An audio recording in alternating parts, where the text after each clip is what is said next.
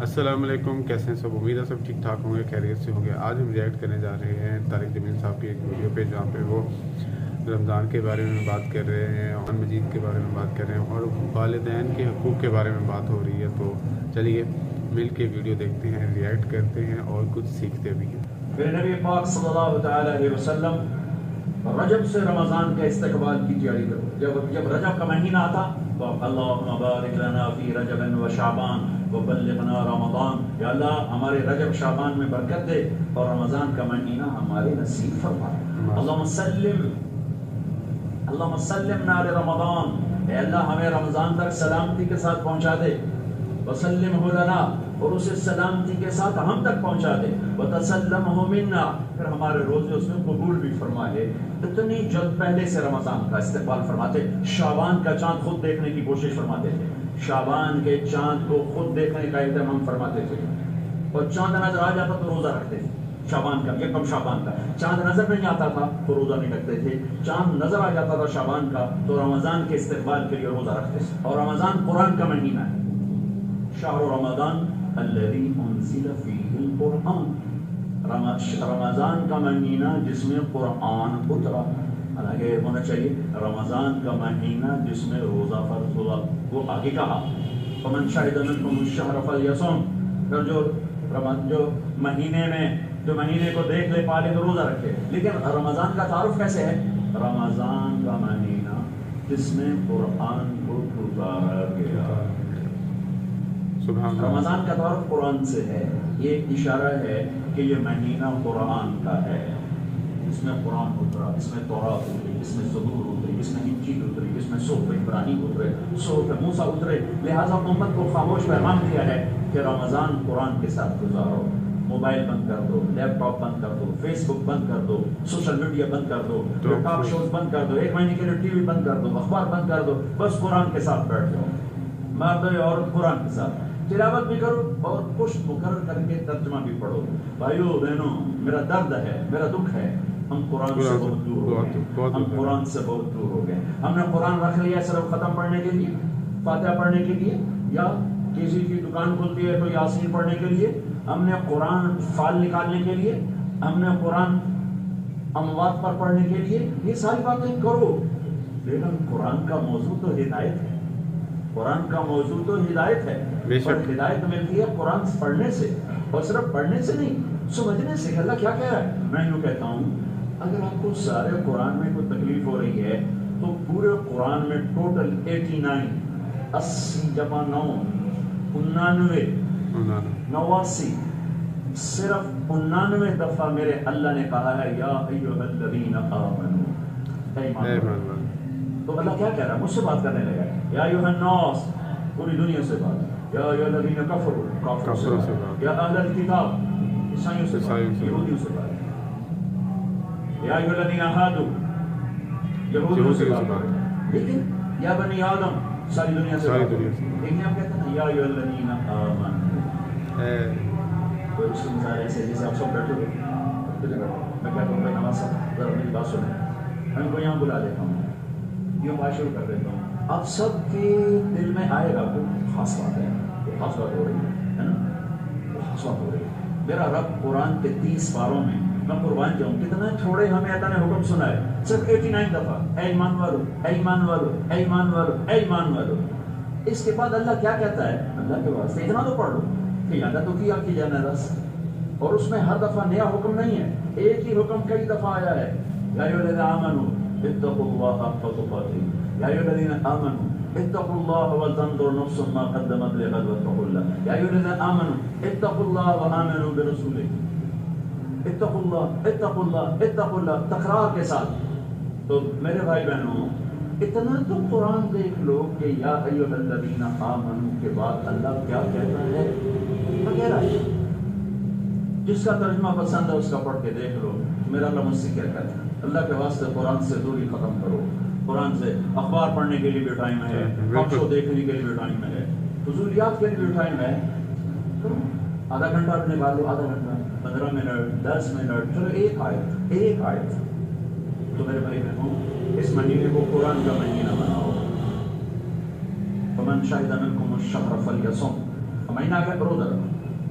فمن کان مریضا علی سفر فعدۃ من ایام اخر. مریض ہو سفر میں ہو بعد میں رکھو. ایک لفظ اور ہے وَلِتُكْمِلُ الْعِدَّةَ، اس مہینے کو مکمل کرو، پورا کرو. لیکن لفظ ہے کمال. کمال کا کیا مطلب ہوتا ہے؟ صفات میں پورا کرنا.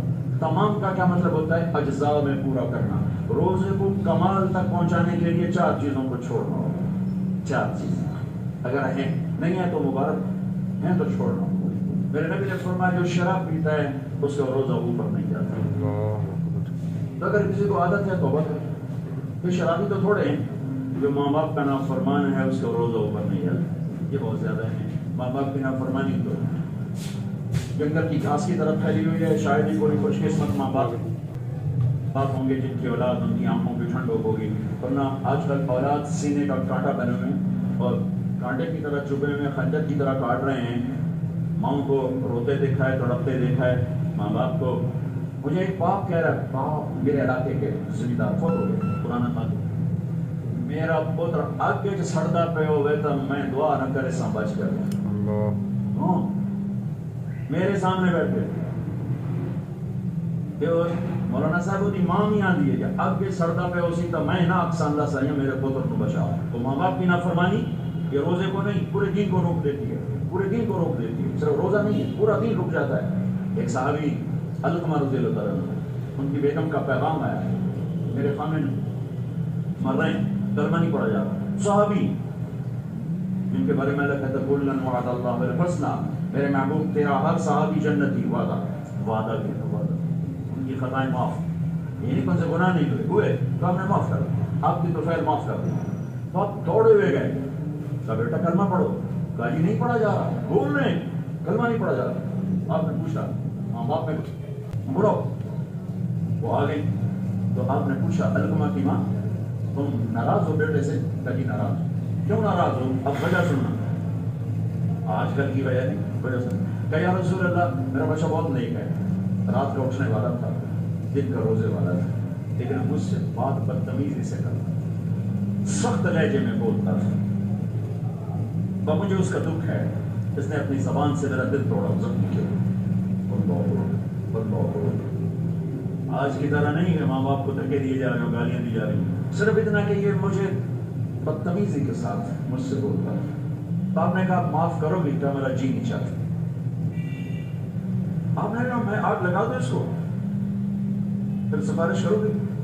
کہنے اتنی تو ناراض نہیں کہ آگ میں جلتا دیکھ. کہا پھر اگر تو نے اسے معاف نہ کیا تو اللہ اسے آگ میں جلا دے گی. اچھا میں معاف کرتی ہوں، میں معاف کرتی ہوں. آپ نے کہا بیٹا کو لا الہ الا اللہ.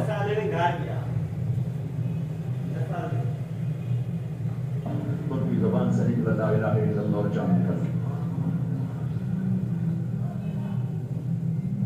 پھر آپ نے ان کا جنازہ پڑھا اور جنازے کے بعد آپ نے اعلان فرمایا جس نے ماں باپ کو تکلیف دی اس پہ اللہ کی لعنت، فرشتوں کی لعنت، زمین آسمان کی لعنت. نہ ان کی نماز قبول ہے، نہ روزہ قبول، نہ حج قبول ہے. اللہ. تو روزے کو روکنے والی چیز ہے شراب، ماں باپ کی نافرمانی. لیکن ماں باپ سے نہیں کہتا ہوں ایسے رویے مت اختیار کرو کہ اولاد گستاخ ہو جائے. آج کے 90% ماں باپ اپنی خطاؤں سے اولاد کو گستاخ بنا رہے ہیں. انہیں پتہ نہیں ہے کہ اولاد کو دیکھے کیسے چلنا. تربیت چڑھائی چڑھنے کو کہتا ہے، ربوا سے ہے تربیت. اور چڑھائی چڑھنے میں پسینے آتے ہیں، بدن ٹوٹتا ہے. اور آج کی تربیت ہے ڈنڈے مارو بے عزت کرو، ڈنڈے مارو بے عزت کرو. چاہے ماں باپ ہو، چاہے اسکول ہو، چاہے مدرسہ ہو، چاہے وہ مکتب ہو، بے عزت کرو. یہ چیز گستاخی پیدا کرتی ہے. میرے نبی نے کہا اکرموا اولادکم، اکرموا اولادکم، اپنی اولاد کو عزت دو. رسول کا فرمان ہے لأنہم خلقوا لزمان غیر زمانکم، یہ تم سے اگلے زمانے کے لیے پیدا کیے گئے ہیں. اگر اپنے نام کو باقی رکھنا چاہتے ہو تو ان کو عزت دو. اور میرے نبی کیسے عزت دیتے تھے؟ بس فاطمہ رضی اللہ تعالیٰ عنہا گھر تشریف لاتی، کبھی کبھی تو نہیں آتی، دیوار کے ساتھ دیوار ہے، آنا جانا لگا ہوا ہے، لگا ہوا ہے، لگا ہوا ہے. جتنی دفعہ آتی اور جب آتی، جتنی دفعہ آتی اور جب آتی، میرے نبی کھڑے ہو جاتے، چار پہ کھڑے ہو جاتے، کھڑے ہو جاتے. اور وہ فاطمہ ہیں، یہ میرے نبی ہیں، یہاں کھڑے ہو کر انتظار نہیں کرتے تھے، آگے بڑھ جاتے تھے، آگے بڑھتے تھے. اور آگے بڑھ کر اپنی بیٹی کا ہاتھ پکڑتے، پھر یہاں بوسہ لیتے، پھر ان کا ہاتھ پکڑ کے لاتے، پہلے اپنی بیٹی کو بٹھاتے اور اس کے بعد خود بیٹھتے تھے. سبحان اللہ، کیا کمال کر کے دکھایا. ہم تو اپنے بیٹوں کا کبھی شاباش ہی نہیں دیتے. میں نے ایک دوست سے کہا یار اپنے بچوں کو کبھی شاباش بھی دیا کر.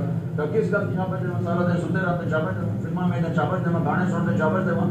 میں کہتی تو برائیاں ہو گئی، کوئی اچھائیاں بھی دے، اچھائیاں بھی ہوں گی، کیونکہ ہر انسان کے اندر نیگیٹو تار بھی ہے، پازیٹیو تار بھی ہے. تو ان کی اچھائیوں کو واہ کرو، وہ برائیاں خود چھوڑتے چلے جائیں گے. ہر وقت ٹوکا ٹاکی، ہر وقت ٹوکا ٹاکی، یہ کیوں نہیں کیا، یہ کیوں نہیں کیا، یہ کرنا تھا.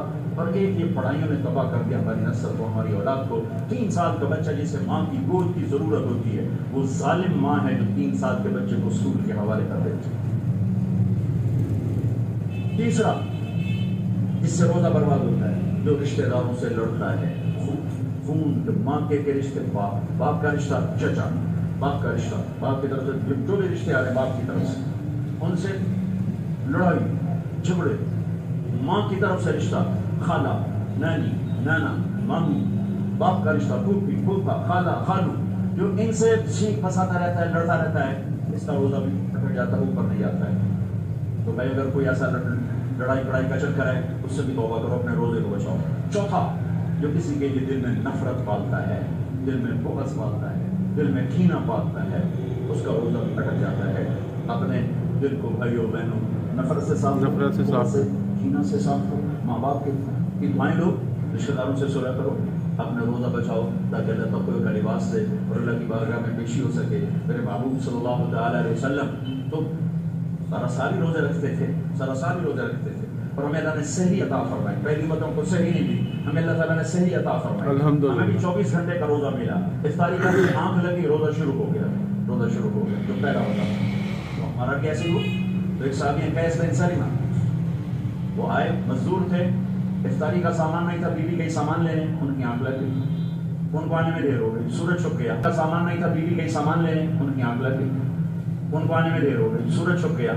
دیکھا تو سوئے پڑے، کہا ہائے ابن سلمہ مارا گیا. کیا ہوا؟ روزہ شروع ہو گیا. تو وہ دوپہر کو بے ہوش ہو گئے، اور ایک روایت میں تھا نماز پڑھنے گئے، گر کے بے ہوش ہو گئے. اللہ کے نبی کو پتہ چلا، بہت غمگین ہوئے، تو اللہ نے قرآن اتار دیا، چل میرے محبوب تیری امت کو اجازت ہے سحری تک کھاؤ، سحری تک کھاؤ. تو اللہ نے ہمیں سحری عطا فرمایا. ہمارے نبی پاک صلی اللہ علیہ وسلم سحری کے کھانے کی تاکید فرماتے تھے کہ یہ برکت والا کھانا ہے. اللہ اس کے فرشتے سحری کھانے والوں پر برکتیں، رحمتیں نازل فرماتے ہیں. خود ہمارے نبی پاک صلی اللہ علیہ وسلم سحری کا اہتمام فرماتے تھے. آپ تو عام طور پر 2-4 کھجوریں، گلاس پانی بس آپ کی سحری ہو جاتی. آپ افطار بھی ایسے ہی فرماتے تھے کہ صحابی فرماتے ہیں آپ ایسے بیٹھے تھے، آپ کے ہاتھ میں کھجور ہوتے تھے، کھجور لے کے بیٹھے ہوتے تھے. اور ایک صحابی ٹیلے پہ چڑھا ہوتا تھا یا کسی مکان کی چھت پہ چڑھا ہوتا تھا، اور اس کو امر تھا بھائی سورج کو دیکھتے رہنا. آپ کھجور آپ کیسے ہاتھ میں ہوتے تھے. جو ہی وہ کہتا یا رسول اللہ سورج ڈوب گیا، تو آپ فوراً کھجور منہ میں لیتے تھے. پھر اس کے بعد تھوڑا تھوڑا کر کے پانی پیتے تھے. آپ نے پانی پہ افطار کیا ہے، آپ نے دودھ پہ افطار کیا ہے، آپ نے کھجور پہ افطار کیا ہے، آپ نے ستو بھی پیا ہے. اور سحری میں آپ نے روٹی بھی کھائی ہے، کھجور بھی کھائی ہے، دودھ بھی پیا ہے، زیتون کے ساتھ بھی لیا ہے، زیتون اور روٹی کے ساتھ آپ نے افطاری بھی فرمائی. افطاری کی دعوت میں بھی شرکت فرمائی ہے. سعد بن معاذ نے افطاری کی دعوت کی، صحابہ کی آپ تشریف لے گئے. افطاری کرانا میرے نبی کی سنت طریقہ چلا رہا ہے. سعد بن عبادہ نے افطاری کی تو آپ اس میں تشریف لے گئے، تو وہاں زیتون جو کی تازہ روٹی اور زیتون کے ساتھ آپ نے کھانا نوش فرمایا. ایک عجب واقعہ بھی ہوا وہاں. تو وہ یہ ٹائم تو تھا نہیں کہ بھائی ٹائم ہو گیا، تو وہ سورج کو دیکھتے تھے، اور جب بادل ہوتے تھے تو اندازہ کرتے تھے. تو میرے نبی کی موجودگی نہیں ہوا کہ سب نے خیال کیا سورج غروب ہو گیا، سب نے کھا لیا، تو ایک دم بادل ہٹے تو سورج کھڑا ہوا تھا. تو پھر سب نے اس روزے کی شوال میں جا کر قضا کی. پورے مدینے سے یہ کام ہوا کہ وہ سورج کی موجودگی میں روزہ کھول لیا. جب بادل ہٹے تو پتہ چلا سورج تو بھی کھڑا ہوا ہے. اب ہفتے کو جاتے تھے قبا، ہر ہفتے کو اشراق وہاں پڑھتے تھے. لیکن رمضان میں 17 رمضان، پتہ نہیں کیا وجہ ہے، اس میں کیا حکمت ہے، 17 رمضان آپ قبا تشریف لے جاتے تھے اور وہاں مسجد میں قیام فرماتے تھے تھوڑی دیر کے لیے، اور پھر وہاں سے آپ وہاں پر تشریف لاتے تھے. اور آخری اشراق اعتکاف، ایک پورا مہینہ اعتکاف کیا، پھر اس کے بعد 10 دن اعتکاف کیا. اور جس رمضان کے بعد آپ اللہ کے پاس گئے اس سال آپ نے 20 دن اعتکاف. 20 ایک دفعہ اعتکاف آپ نے اٹھا دیا. ایسے ہوا کہ آپ نے اعتکاف میں بیٹھے تو صفیہ رضی اللہ عنہ آپ سے اجازت مانگی کہ میں بھی آپ کے بیٹھ جاؤں گا. بیٹھ جاؤں. انہوں نے بھی آپ کے لیے خیمہ لگتا تھا, چھوٹا سا خیمہ تھا, اس میں چارپائی ہوتی تھی, اس پر بستر ہوتا تھا. اور کبھی آپ مغرب عشاء کے درمیان نہاتے بھی تھے, چونکہ گرمیوں کا رمضان پایا نا, سارا آپ نے گرمیوں کا رمضان پایا, تو آپ اپنے اوپر پانی ڈلواتے تھے. اور کبھی یوں لیٹ جاتے اور سر آپ کا کھڑکی میں چلا جاتا, اور عائشہ رضی اللہ تعالیٰ عنہا آپ کا سر دھو کے کنگھی فرماتی, تیل لگاتی, کنگھی فرماتی. آپ پیشاب استنجے کے لیے گھر تشریف جاتے, لیکن سحری و افطاری اعتکاف کی حالت میں آپ نے کرنے کی, بلکہ مسجد میں آ کے گوشت فرمائی. تو حضرت صفیہ کی دیکھا دیکھی دو اور ازواج مطہرات نے بھی خیمے لگا لیے, تو پھر آپ نے اپنا اعتکاف موقوف کر دیا کہ وہ ایک گھر کا ماحول بن گیا. اور اعتکاف کا مقصد ہوتا ہے خلوت اور تنہائی, خلوت اور تنہائی, تاکہ اللہ سے آدمی کھل کے بات کر سکے. تو پھر آپ نے وہ اعتکاف شوال میں 10 دن اس کے آپ نے پورے فرمائے. تو آخری عشرے میں آپ اعتکاف کا آپ کا معمول تھا. اور ایک چیز آپ نے ہمیں دی, تراویح کی نماز. 3 دن آپ نے نماز پڑھائی, اور چوتھے دن مسجد بھر گئی, باہر بھی جگہ نہ, تو آپ آئے ہی نہیں, ساری تک لوگ بیٹھے رہے. تو آپ ساری کے قریب آئے تو آپ نے فرمایا میں دیکھ رہا تھا تم سارے آئے ہوئے تھے, لیکن میں اس لیے نہیں آیا کہ مجھے ڈر لگا کہیں تمہارے اوپر یہ نماز فرض نہ ہو جائے, تکلیف سے بچانے کے لیے. تو پھر اللہ کے نبی کے دور میں صحابہ 5-5 6 کی ٹولیاں بنا کر قرآن سنتے تھے, اور کوئی یہاں کوئی یہاں کوئی یہاں, اور رکعت متعین نہیں تھی, کوئی 10 پڑھ رہا ہے, کوئی 8 پڑھ رہا ہے, کوئی 12 پڑھ رہا ہے, کوئی 20 پڑھ رہا ہے. صدیق کے دور میں بھی ایسے ہی تھا کہ سارے مختلف ایسے پڑھتے تھے. تو عمر رضی اللہ تعالیٰ نے اپنے دور میں پھر اب ان سب کو میں جمع کروں گا, سب کو جمع کر کے اور ابی بن کعب رضی اللہ تعالیٰ عنہ کو امام بنایا, اور آپ نے 30 طرح باقاعدہ قرآن کے پورے ختم کے ساتھ اس کو آپ نے شروع فرمایا. اور ادھر عبداللہ بن صاحب رضی اللہ تعالیٰ عنہ کو خواتین کا امام مقرر فرمایا کہ وہ ان کو تراویح پڑھائیں اور اس میں قرآن سنائیں. یہ جو حرم شریف میں دعا کی ہے ختم قرآن کی آخری رکعت میں قل اعوذ برب الناس, یہ دعا حضرت عثمان نے شروع کروائی. کہ جب قرآن ختم ہو رہا تھا اور آخری 2 رکعت رہ گئی, تو آپ نے حافظ سے کہا جب قرآن ختم کرو تو دعا کرنا. انہوں نے کہا جی کیا دعا کروں؟ کہ جو تیرے دل میں آیا کرنا. تو یہ حضرت عثمان رضی اللہ تعالیٰ عنہ کی سنت ہے کہ پھر انہوں نے یہ دعا منگوانا شروع فرمائی, اور اس وجہ سے اب تک یہ امت کا معمول چلا رہا ہے. اچھا, یہ جو ہم 2-4 تراویح کے بعد بیٹھتے ہیں اور ایک چھوٹی سی دعا پڑھتے ہیں اور پھر کھڑے ہو جاتے ہیں, یہ ترویح ہوتا ہے تھوڑی دیر آرام کرنا. ترویح تھوڑی دیر آرام کرنے کو کہتے ہیں ترویح, ٹھیک ہے. اور اس کی جمع تراویح. مکے والے کیا کرتے تھے, 4 تراویح پڑھنے کے بعد ایک طواف کرتے, پھر 4 رکعت پڑھتے تھے, پھر ایک طواف کرتے تھے. انہیں تو ساری رات لگ جاتی ہے, تو جا کے شہری میں مشکل سے جا کے ان کی تراویح ختم ہوتی تھی. جب مدینے والوں نے دیکھا یہ تو طواف کرتے ہیں, تراویح پڑھتے ہیں, ساڑھے بول کا بیت اللہ ہے نہیں, آپ کی کریے, انہوں نے 20 کی 40 کر دی. وہ بھی 40 رکعت پڑھتے تھے. پڑھانے میں کوئی منع کوئی نہیں, کیونکہ صلاۃ اللیل مثنی مثنی, تو وہ اس کے مقابلے میں 40 رکعت پڑھتے تھے. اب عزتیہ صاحب رحمۃ اللہ علیہ تھے, مسجد نبوی کے بہت بڑے عالم اور بڑے, ان کا حلقہ تمام کے درس سے بڑا فائدہ ہوتا ہے. ان کے درس سے میں نے بہت فائدہ ہوا. میں جب حج پہ جاتا لمبا عرصہ ٹائم ہوتا تھا تو میں ان کے مغرب سے شاہ روزانہ بیٹھتا تھا, اور وہ بندہ علم کا ایک بحر ذخار تھا. تو کہتے بولا میں ملا بھی ہوں, انہوں نے ایک رسالہ لکھا ہے تراویح, کاش اس اور بھی ترجمہ ہوتا تو میں آپ کو کہتا اسے پڑھوں. تو اللہ نے ہمیں تراویح کی نماز عطا فرمائی, جس کے ہر سجدے پر حدیث میں آتا ہے 1500 نیکی لکھی جاتی ہے. ایک سجدہ 1500 نیکی, اور ہر سجدے پر ایک گھر بنتا ہے. کس چیز کا؟ سرخ یاقوت. کتنا بڑا ہوتا ہے؟ 60,000 سونے چاندی کے دروازے ہوتے ہیں. ہر سجدے پر کیا ملتا ہے؟ ایک درخت جس کے نیچے 100 سال عربی گھوڑا دوڑ سکتا ہے. پھر تراویح اور روزے کے بدلے کیا ملتا ہے؟ اللہ آخری رات کہتا ہے میرے بندے بندی ہو, دن کا روزہ رات کی تراویح میں نے دیکھا, میں نے قبول کیا, جاؤ معاف کر دیا, جاؤ معاف کر. ایک شہری میں اللہ کے نبی کے سامنے بکرے کی سیری پیش کی گئی. آپ کے گھر میں کبھی بکری کہیں سے پک کر آئے تو آپ کھا رہے تھے, تو حضرت علی بھی آپ کے ساتھ, تو ارباز میں ساری اوپر سے آ گیا. آپ نے کہا آؤ برکت کا کھانا ہمارے ساتھ کھاؤ. وہ بھی بیٹھ گئے, کیوں کھا رہے ہیں؟ بلال آئے, یا رسول اللہ نماز ٹائم ختم, اور یہ کہہ کے باہر چلے گئے.